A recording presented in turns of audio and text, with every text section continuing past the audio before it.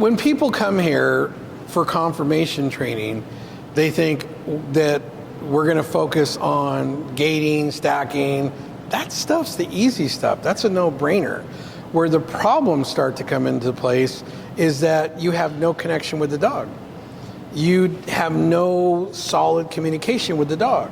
So what I'm teaching you here is how to get that connection, how to get that where that dog has that drive to want to work for you, where you're more exciting and more important than any cookie it's ever eaten before. And once you get that and you're communicating effectively, you can show the judges whatever you want them to see whenever you want them to see it. And that's the problem with people in the ring. It's like the judge comes, the dog goes to the ground, and then they panic. Right. So you got nothing. What's the difference between a good trainer and a great trainer? Is a great trainer knows that it's going to happen. It may not happen this time. I may have to explore and do this a couple of times. As a matter of fact, I want things to not go right. A great trainer, I want things to not go right so I can identify all the things that are not going to make this happen. So, connection levels. The connection level is something that we can identify when we see a dog is willing or not willing to do something for us. So for instance, let's say we're doing target training. So target training, we can use any kind of object, and levels of difficulties will change depending on color, surface texture. Like for instance, that's smooth, but if that was flipped over, it's not going to have a smooth texture. It's going to have more of a sticky texture to it. This one may have some crackling sound, feel a little bit different, even though those are similar heights. That one may be more difficult for a dog, or the dog may not be willing to do it because they don't trust you. So they don't respect you. Those are some ways that we can figure out what kind of a connection level we have with our dog. If you have something here that's unstable, has a little bit higher up, it's a little higher off the ground, has a little more texture to it, then if a dog will touch that, it's like, okay, that means that this dog respects and trusts you more than if it would only do this over here. With these are different heights. They're small, so it's kind of like depth perception of putting her paw right there, and they're not real stable. If they hit it at an angle, it'll flip it over. And we're going to start off with touching just simple little target. So let's talk about communication and touching targets. So energy is a big thing. There's direction on touching stuff. It can be verbal or it can be used with body language. Now, if we've already discussed earlier that the visual is stronger and a stronger way of communicating with a dog than verbal is. So if I want a dog to touch this target here, I need to think about what my body is saying. You know, I can go touch like this, and I think I'm telling the dog to touch this target, but I need to be aware of what all my body parts are doing. Like for instance, let's say you're the dog, and I say touch. And I'm not doing anything with my body. You're going, okay, what am I supposed to be touching right here? But if I point my toes at the target that I want the dog to touch, if my hips are square to that target, if my shoulders are square to that target, if I'm looking at the target and I give you the command touch, is it now more clear of where I want you to touch? Absolutely. So that command is not just a verbal command or even with just one hand right here like this. Now we can change the volume. I can say touch or I can say touch. And the more I raise that volume, the more meaningful, for lack of a better word, or the more emphasis I'm putting on that command right there. I'm speaking louder. I can also speak louder with my body language. Like for instance, if I'm Toes are pointing to that target, hips, shoulders, head, eyes to that target, and I say touch, and I'm using a very mild vocal command, and I'm using one hand to go like this, and I say touch. I'm speaking with my body in a moderate tone. If I want to up that tone, then I may say touch. See how I'm using my body more? I'm using my body more, and I'm using two hands to emphasize that more. I can use my body more with one hand and go touch, or I can go touch, which that still is the same command, but the more emphasis I put on this, the more I mean that's what I want you to do right there. So sometimes when we give a command for a dog to do something, we may not be speaking clear enough with our body. We may be going like this and going, okay, touch. And the dog's like, what do you want me to do? So I'm going to clarify this by having my body language say touch. The dog still doesn't understand, so I'm going to say touch, or I'm going to say touch. So these are ways that we can really emphasize what's happening here. Now let's say the dog does recognize this and it touches that target.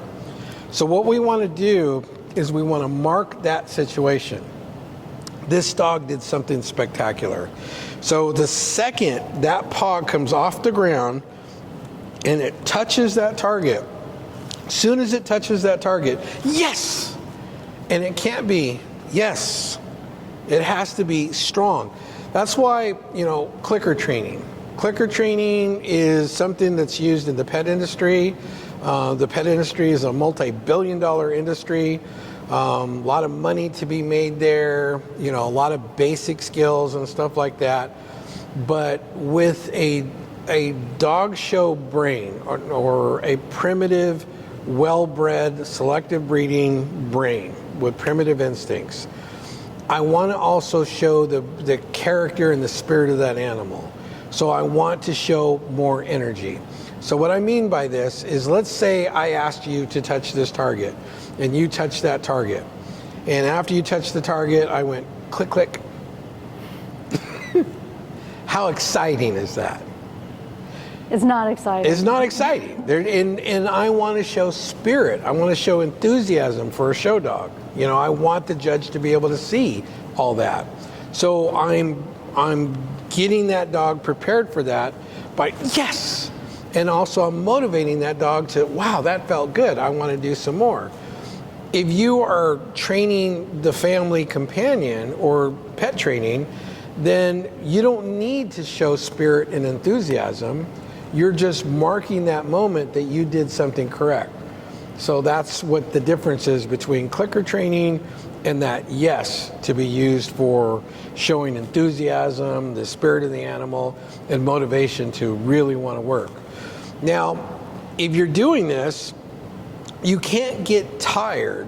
It's like if you've been doing this for a year, every time they do something that you want them to do, you can't go, oh, this is the 500th time that they've done it, so yes. You have to have that enthusiasm. That's going to make that dog not just touch that, but yes, really do that with that body enthusiasm and spirit and energy. If a dog decides that it doesn't want to touch that, it doesn't, for whatever reason, you have to assume that you did not speak correctly, that you did not give the right command, you didn't say it clear enough of what you wanted to do. So I'm going, and what I want to do in this situation is good job.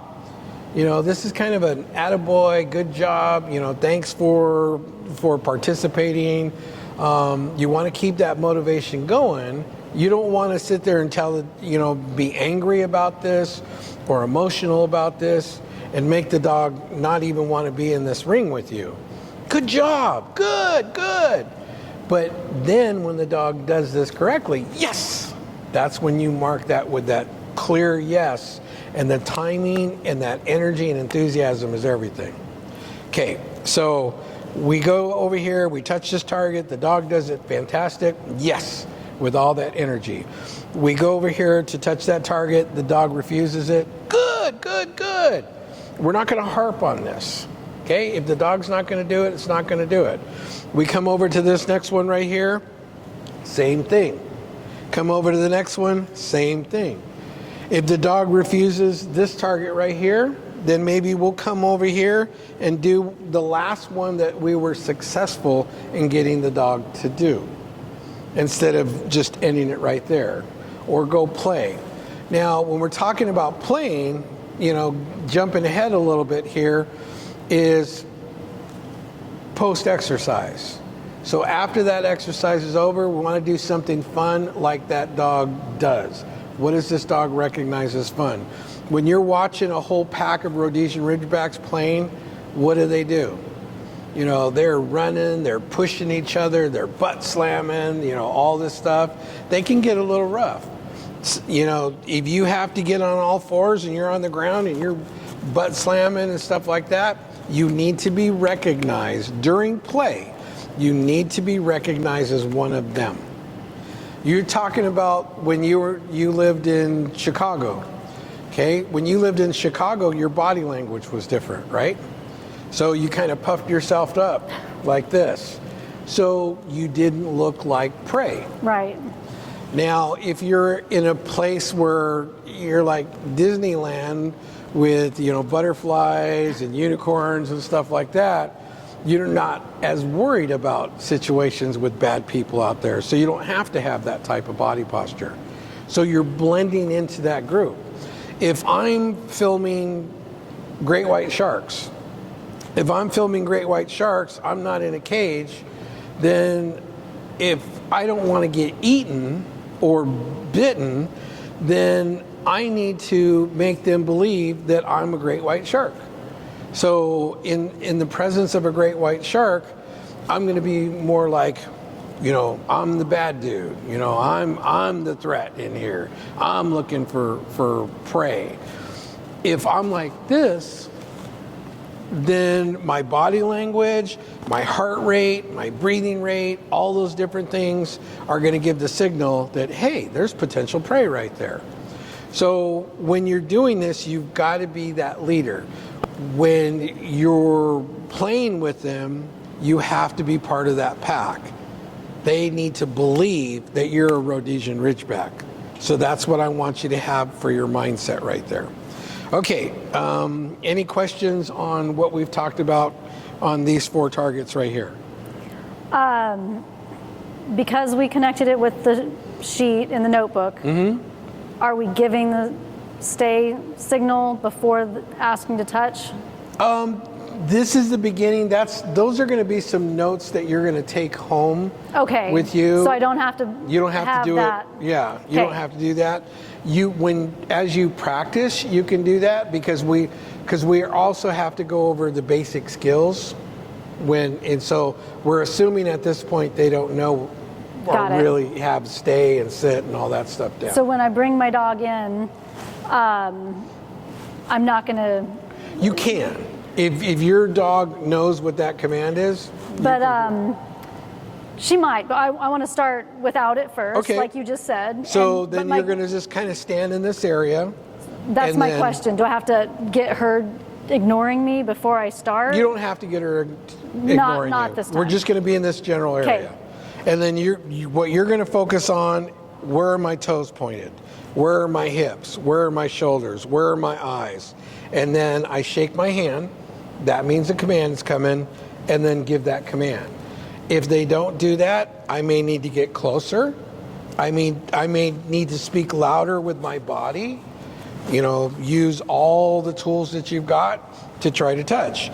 If the dog touches it, you mark it, move over to the next target. Do the same thing. And shall I go ahead and give a little treat? Yeah, absolutely. Always. Very good. You praise, reward. Praise, reward. And if it's, you know, if we're going to be training lengthy days, little tiny pieces. Okay, so our first part of this journey are these 4 targets right here. These are pretty basic targets, not too difficult or complex. So if we can go through these 4 targets, we have a good relationship. Very good. Yeah. Somebody's excited.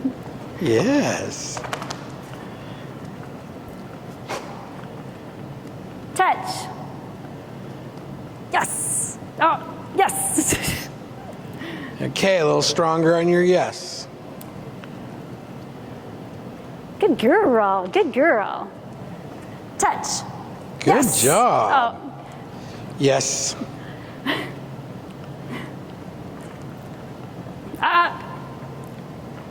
stay. Touch. Yes. Good girl. Very Good girl. good. Oh, Good job with your leadership there too. touch. Yes. Nice. Oh, Stella does do this one. That was awesome. Oh, she's That target with your eyes is telling her exactly what you want her to yeah. touch. So I should be looking at the target. Right. Yeah. Exactly. I separated my eyes and hand, and I Yep. shouldn't have done that. Nothing else matters. You have to have a situational awareness to keep her and you safe. So, but when you give her that command, all your energy, everything that you got has got to be focused on that task. Okay, that was something I did different Yep. when we're together. Good. Okay. Your yes is weak. Okay. And that is, it's not a bad thing, but if you continue to do that, what's going to happen is your dog is going to be less and less motivated to want to please you. Now, we bring Michael out, and Michael's all about pleasing. Right. And because he's been conditioned. And he's been conditioned when we say yes, he's like, oh, I did it great. Wait till the next time. I'm going to do it even better the next time. And that's the difference between clicker training and marking with that yes right there. So if you're going to say yes, then you might as well just have a clicker Okay. to mark that moment. So think that in your head.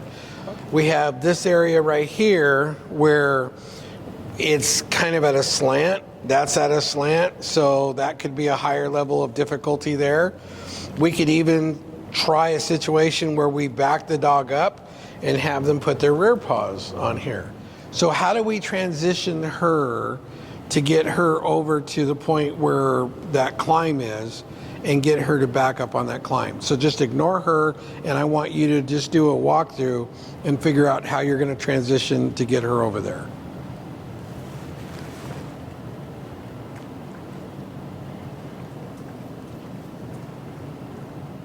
So go through the body language of you actually doing what you need to get her to do that. But I want you in your head to think, I don't want her to do this. I feel like that pulls her in. Exactly.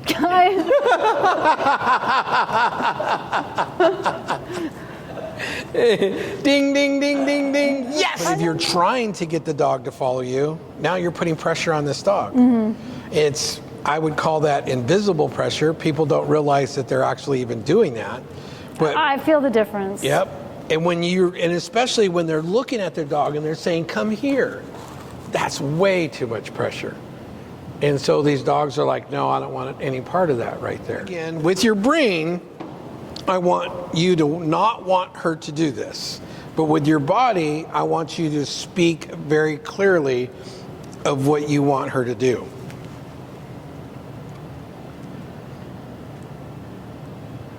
So if you're just barely shaking your hand and she's not responding to that, that means you need to speak louder.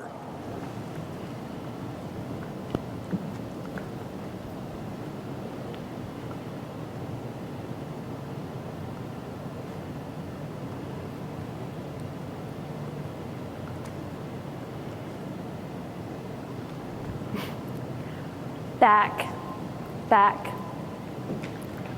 All right. Well, touch. Good. Slow down. Maybe you need to push with two hands. Back. Back. Smile. I don't want you to do this. I don't want you to do this. There you go. So think about the target. Back. Slower. Back. Think about the target. Oh, yes! got it. Good girl. Woohoo. Okay, Stella. now ignore her. Oh, yeah. Did you make that happen? Yes. Did it feel good? And it was way slower than I would normally do it in my way of being. So she kind of got an idea of what you wanted, but still the message wasn't clear.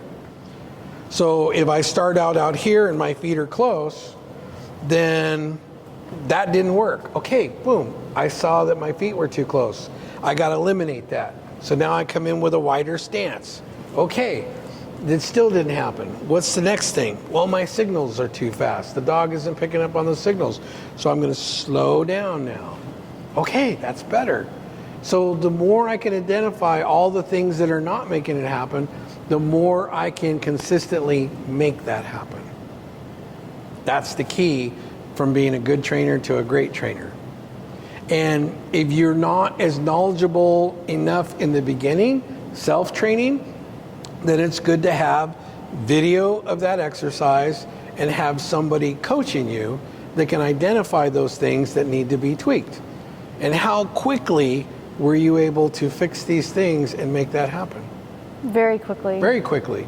Without the coaching, it may have taken you months or years, or it may not ever have happened. How do I set my dog up for success in here? So as you slowed down, her rear paws got a little bit closer there. You slowed down, you went wide, and then you gave that little push, and she stepped up on that target. And it was beautiful. I was surprised. Yeah. I shouldn't say that. So it's possible. And people will sit here and they'll do the same thing over and over and over again. But you got to analyze that, what am I doing to not help my dog be successful? Now, in the situation where you have me here at this facility at a private lesson, then I can identify the things that need to happen. When you're at home, if you're practicing this and you just get frustrated and you didn't make any video of it, then you may never get the answer to that. But the beauty of you making a video is just like you being here, I can identify what you need to do. I'll give you some tips. You make another video and we get it to the point where that's successful. So you just took a dog that didn't know how to do this and you made that happen by having proper energy, by communicating effectively, by having a proper mindset. All those things made this happen right here. Here we have this wobble board on here. That is going to show a lot of respect and trust because it's super unstable. It's pretty high. And here we got a guy with a kind of a mean looking face here with a bunch of stuff going on there. So Touch. Yes. good job. Yes. Okay, yes was a little weak. Yes. There All right. Okay, Bob. Touch. Touch. Ah, yes. Yes. Good girl. That was awesome. Good girl. So who's the master trainer in here now? Bob. That was fantastic. Okay, we're going to up it a little bit. Okay, so here, this is your first target, which is definitely more advanced than that target there. And you're going to use the same principles, but now you have some added tools where you can lead the dog over, stand, stay, or sit, stay, whatever you want. You can pick and choose whatever you want. And then you're going to point your toes, hips, shoulders. So we start from the ground up, hips, shoulders, eyes, touch. And when that dog touches that, super big yes. Good job, reward with a small treat.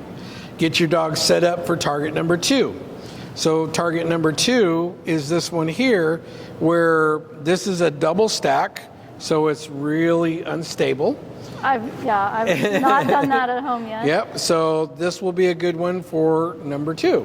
Okay, repeat the same process for this one here, where this is super unstable, and if the dog hits it on the side and doesn't learn to go straight down, then it's just going to knock everything over.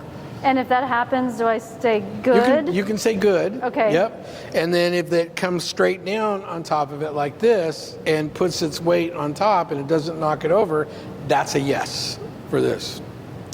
So this, go ahead. A little touch on that. A little touch, good. Okay. Okay, because it's not exactly what you want. It's not the standing up one. Very good. Okay. So here, a good is touching with one paw. A yes is touching with two paws. So one paw here, one paw there. So you need to create this. Okay. So you may be over here like this and bring the dog in. So when you see that paw lift up over here, you shift your weight like this. Okay. And it could be a split second where this paw comes up over here, you shift your weight over there. So you have to make this happen. All right. So this is part of communication too. Not just a connection, but you're strengthening your communication with this. Stay. Touch. Good. Yes. I know. It's a lot to think about. Anytime she's in a stay command, you have to be consistent with a release. Should I point with my lead? Yes. Okay. If you don't have a leash in your hand, if you're doing this exercise off lead, then it doesn't make a difference which hand. Okay. And limit your eye contact. Sit. Yes. All right. Touch. Yes. Good yes. job. Good that girl. was awesome. All right. Sit. Sit. Yes. Stay. All right. Touch. Touch. Yes. Oh, I should have said good. That's fine. That's fine. Do these things make you think at a higher level now? Yes, I never imagined this. Right. And that's, I mean, you can find common household stuff to do that. All right, let's tackle this easy one now. Good girl. Stella. Stand. Stay.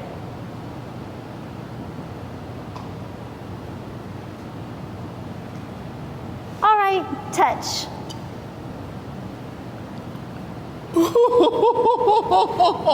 That was pretty awesome right there. Good. That good, was so good, close. but it's not what you asked for. Good. Okay, bring that other leg over. Almost. Okay, that's good. That's good. We want to keep trying. Oh, almost. You got it. She got it? Her toe on the other one. Oh, yay! Yes! Good Yes! job! Yes! You No! made that happen! At this target, you're going to come over here and back, and you want to get at least one paw on there. You don't have to get two paws. The back paw. Back paw. So you're going to have to steer this dog, okay? And you have to have in your head that this is going to happen. And it's going to be so fun. And it's going to be so fun. Then we come over here, touch the yellow target, not just the side. Touch, that's your goal there. And then when you come over to Bob, this is going to be difficult because it's easier for your dog with that length to touch here. Yes. You're going to try to get the dog to touch there. And does it? Can I accept a short touch, or does it have to be? No, it can be there? a short touch. Okay. Yeah. Very good. Yeah, but that's the target right there. So now we're getting into a level where they're not just doing something, but you have to learn how to communicate more effectively to be more precise. Yes. So once you start to get that higher level of communication, there's nothing you can't do in a confirmation ring. So let's tackle these next three over here. Good girl.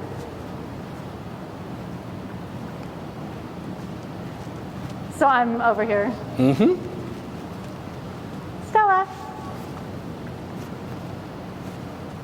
Stand. Stay.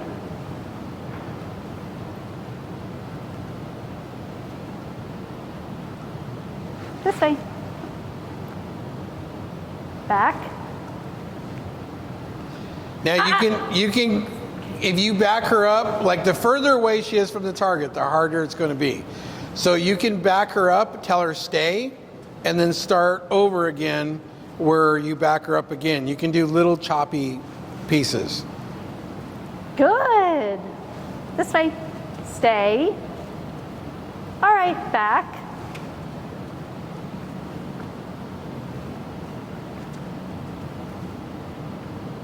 Find it. Good girl. Good break. Good break. Girl. Woohoo. So you're thinking and not fun. The closer you can get her rear to that, the more chance you'll have of being effective. This way.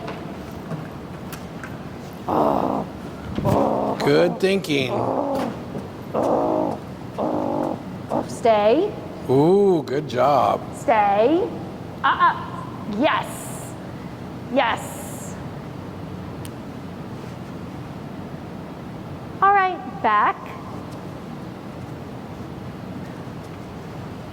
Use 2 hands. With the push. Yes. This way. Back. Okay. Find it. Yes! Good break. Good girl. Good girl. Oh.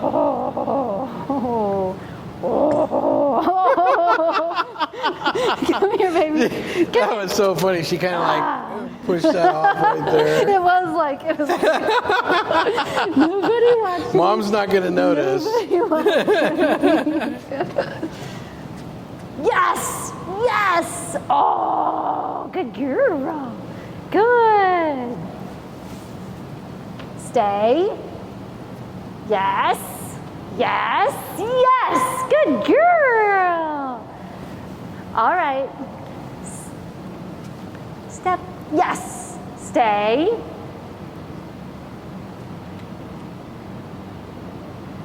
Back. Look at your target. Back. Nice and easy. You can still do it from there.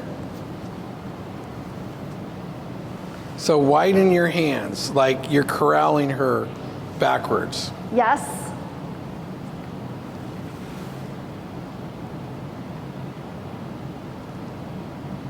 Back. Stop. Good, good. Kate, now start again. Good girl. Good girl. Go to the stand. Try stand and push her backwards at the same time. So the stand command and push her backwards. Slightly, slowly. Good girl. Back. Good. Back. This way. This way. This way. Good. This way. Good. Back. This way. This way. Oh. Oh. Oh. Come here. Oh. Good. Okay, line yourself up for one more shot.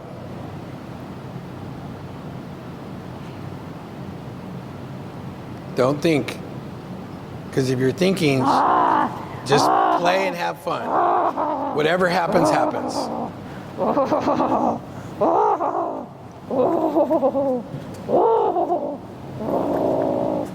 Oh, yes! Good girl. Okay, now back her up there.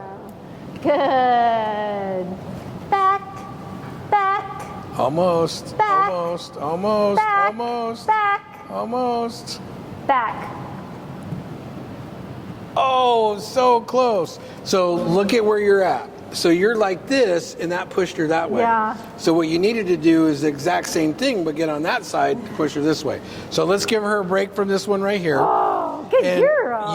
you can take that bone back to the place tonight and try to get her to back up on that bone without the climb. Okay. And then tomorrow, try that again. Good girl. Good Okay, girl. This way. let's try the yellow target here. Stand. Stay. Good. Stay.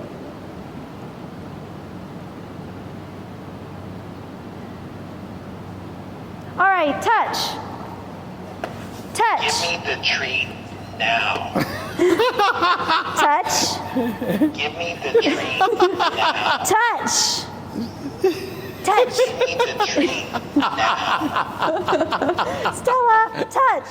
Give me the treat Stella, touch. now. Touch. Oh. Stella, touch. That's a tough one. Touch. Right here. Right here. Stella. Good. Give me the treat. Stella.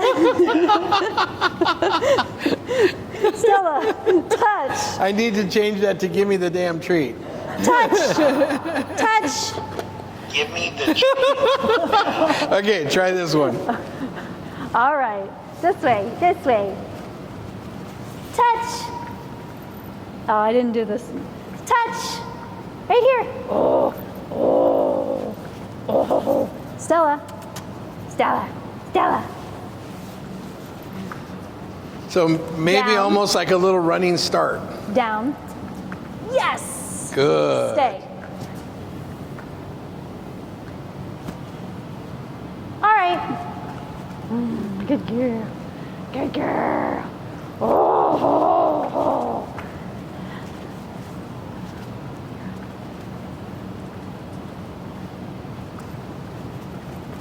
Touch.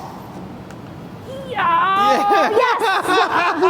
She says, That was good. That was I'm good. gonna take that one. Good girl. So I saw that as the level of the difficulty of the targets got higher, you started getting in your head more.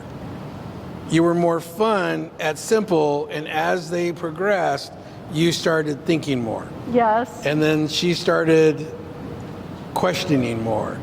So you were kind of giving up your leadership Okay. a little bit there. So what you have to do is, that tells me that you're focusing on the task Okay. more than the fun. One of the most beautiful things I saw about this part of this exercise right here is that I saw in your head that when you did this in the beginning, you 100% believed this was not going to happen. Then as we started fixing one thing and the next thing and the next thing, I started seeing in your body language, this may happen. And then all of a sudden it happened, and you were like so excited and so happy. So if you eliminate the doubt, timing as far as if it happens today or it happens tomorrow or it happens the next day, that doesn't matter. The fact is you believe it's going to happen. Okay. So the most impossible thing you can ever imagine of you getting this dog to do, if it doesn't happen today, it doesn't mean it's not going to happen. You still have to believe it's going to happen. All I have to do to make it happen is find out all the things that are not going to make it happen. So we have a lot of things here where it's like, okay, what is this dog willing to do for me? And what most people, when you have a situation when you're asking a dog to do something and it refuses to do that particular skill, they get upset. They feel like, oh, I can't get my dog to do this. So it becomes a negative emotion. You don't want this to be a negative emotion. You want this to be exploratory. You want to be able to find out where your relationship is good and where it needs some improvement. So if I can't get my dog to back up on that over there, that's not a bad thing. That means I need more foundational things. I need to look at video footage. And do I have the right mindset? Is my posture correct for that leadership that this dog needs? I need to be asking all these questions and then fix those things that need to be fixed, and then come back and try this again. And when I come back and try this again, if my dog does that, I should have the excitement, enthusiasm of that, yes, every time it does that. And that's going to create more motivation and acceptance for that dog to work even harder next time. And then I want to go through and say, okay, that was pretty complex there. What can I do next that has a higher level of difficulty to get my dog and try to find something that the dog will refuse again. And as I go through my time with this dog and start looking for more difficult and more difficult and more difficult things, I'm getting excited when I finally get to the point where it's like, okay, I found something the dog refused, instead of that negative thing.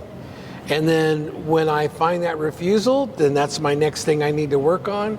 And that is the foundation connection that you need. The higher that connection level is between you and that dog, the more they will accept, show that they respect you, and the more that they will be willing to do things that are in environments that aren't controlled.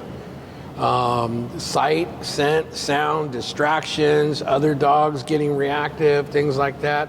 The more you are going to be able to handle those situations, like in a show ring. So if I'm doing, my dog is patting its head, rubbing its belly, stepping on all these different objects and things like that, how difficult is it going to be to take this dog to a dog show and play and have fun in this ring with a bunch of people that are like, resting bitch faces and stuff like that? My dog's going to shine. It's going to look like a star out there. But if you have somebody that tries to touch one of those, the simplest of targets, and can't communicate or get the dog to willingly touch one of those targets over there, then what kind of experience is that dog and that person going to have when they go into a show ring or obedience or agility or dock diving? The dog's not even going to want to be there. Nothing's going to happen. So this foundation right here gives you an idea, and do I have this dog prepared to be able to perform in situations like that? Do I have the connection to be able to be that leader in any one of these crazy environments out there?